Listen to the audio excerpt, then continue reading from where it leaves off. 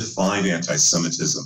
That anti-Semitism is Jews have no right to exist collectively as Jews with the same rights as other human beings. It's kind of weird statements. Let's just track back a bit to understand the history of anti-Semitism.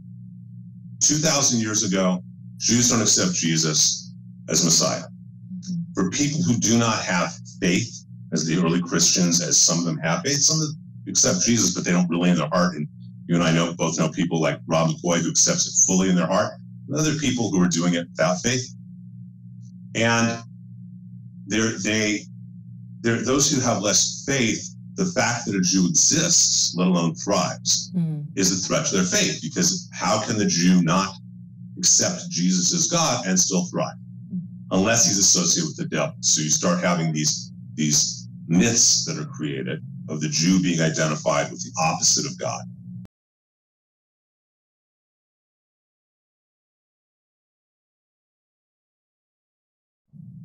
Rather than comment on whatever he's done, to call him an unholy rabbi, that is way out of line. You don't even know what a rabbi's supposed to do.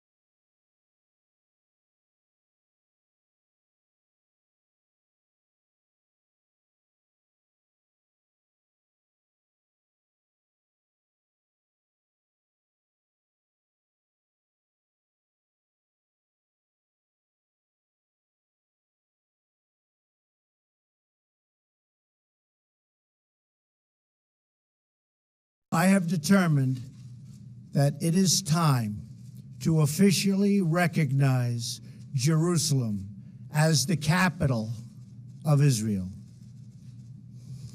While previous presidents have made this a major campaign promise, they failed to deliver. Today, I am delivering. I've judged this course of action to be in the best interests of the United States of America and the pursuit of peace between Israel and the Palestinians. This is a long overdue step to advance the peace process and to work towards a lasting agreement.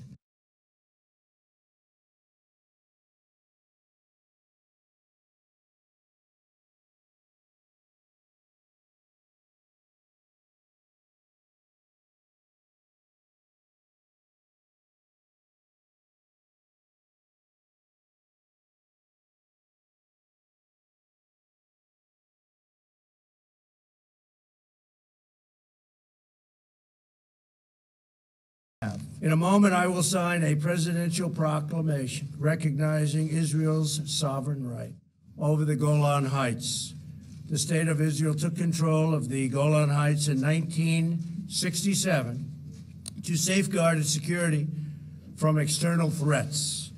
Today, aggressive action by Iran and terrorist groups in southern Syria, including Hezbollah, continue to make the Golan Heights a potential launching ground for attacks against Israel, very violent attacks.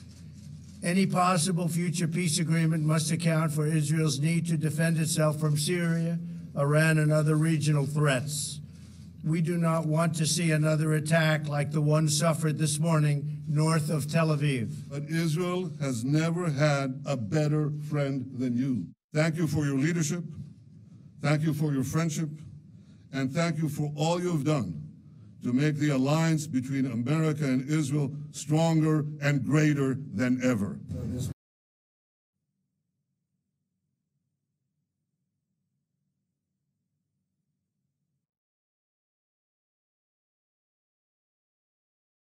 So after 3 days of listening to world leaders praise the nuclear deal with Iran, I begin my speech today by saying, ladies and gentlemen, check your enthusiasm at the door. You see, this deal doesn't make peace more likely. By fueling Iran's aggressions with billions of dollars in sanctions relief, it makes war more likely. Israel will continue to respond forcefully to any attacks against it from Syria. Israel will continue to act to prevent the transfer of strategic weapons to Hezbollah from and through Syrian territory. Now just imagine what Iran will do after those sanctions are lifted. Unleashed and unmuzzled, Iran will go on the prowl, devouring more and more prey.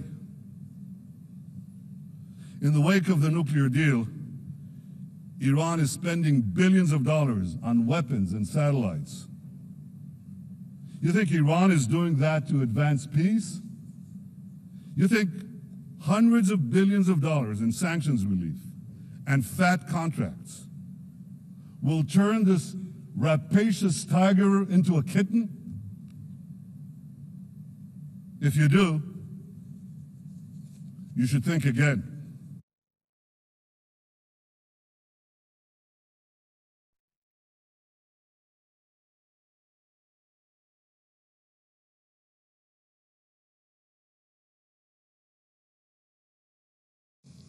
The Iran deal is defective at its core. If we do nothing, we know exactly what will happen. In just a short period of time, the world's leading state sponsor of terror will be on the cusp of acquiring the world's most dangerous weapons. Therefore, I am announcing today that the United States will withdraw from the Iran nuclear deal. In a few moments, I will sign a presidential memorandum to begin reinstating U.S. nuclear sanctions on the Iranian regime. We will be instituting the highest level of economic sanction. Any nation that helps Iran in its quest for nuclear weapons could also be strongly sanctioned by the United States. America will not be held hostage to nuclear blackmail. We will not allow American cities to be threatened with destruction, and we will not allow a regime that chants death to America to gain access to the most deadly weapons on earth. Today's action sends a critical message.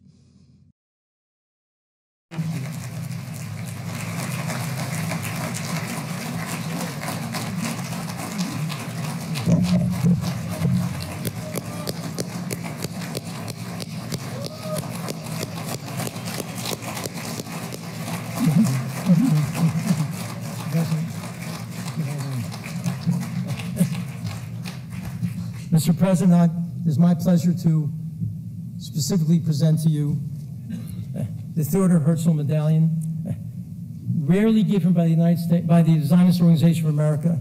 We've only given this to Lord Balfour, Winston Churchill, President Truman, David Ben-Gurion, Golda Meir, and now we'll be giving it to you. I'll formally introduce you.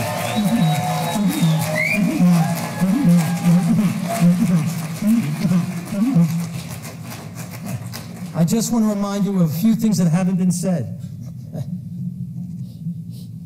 Mr. President gave us a groundbreaking memorandum of understanding with Bahrain to end anti-Semitism, promote respect and coexistence between the Arabs and the Jewish people. An executive order to strengthen Title VI to protect Jewish students from harassment and discrimination. He imposed maximum sanctions on Iran. He stopped giving $500 million in funds to the PA as long as the PA pays Arabs to murder Jews. He stopped funding UNRWA, which teaches Arab children to hate Jews and to harm Jews.